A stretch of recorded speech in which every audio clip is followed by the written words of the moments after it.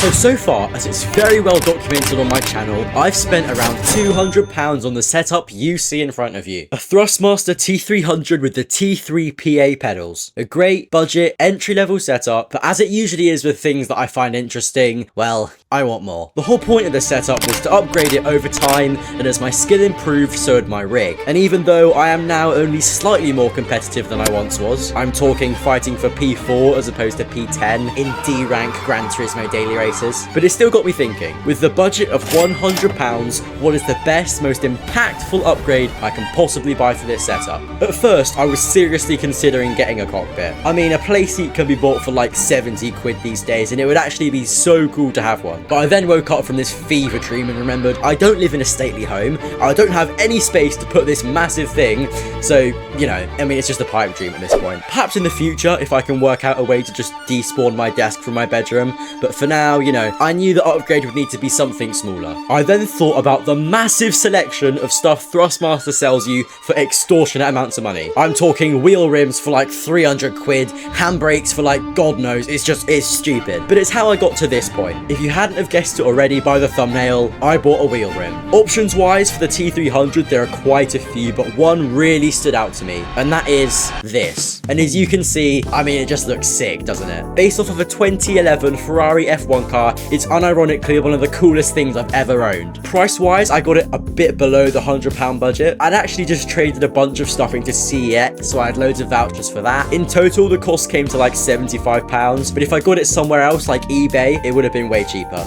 If you look at the rim itself, you can see that there are many buttons and switches and all this stuff. The buttons all correspond to controller buttons, and I'm not gonna lie, it's actually really complicated to remember what does what. I mean, all of these twisty things, all these buttons, they all mean something, and it's just a bit of a faff to learn. The spinny things represent the D-pads. These insanely satisfying clicky switches, they represent like options and share and stuff. Once you work out what's what, it's actually really easy to use, but I mean, it's just a pain to learn. So after unscrewing the old and attaching the new, it was done. So now all we need to do is test it.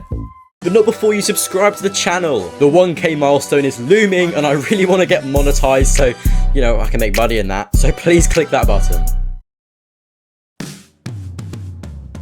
Right, so for this, we're just going to check it out. You know, Nürburgring in the wet. We're going to be using a GT car because, you know, similar wheel and that. So I think really, as you can see, it's very different to sort of the round wheel in the sense that obviously it can be used in F1 cars, but literally any GT car, and it does the job perfectly. Well, I think the main clear difference really is the responsiveness, as you can see. I mean, it's sort of like, compared to the round wheel, it's a whole different gravy. It's not even in the same ballpark, you know? Like, it feels better to drive with. I'll say that initially.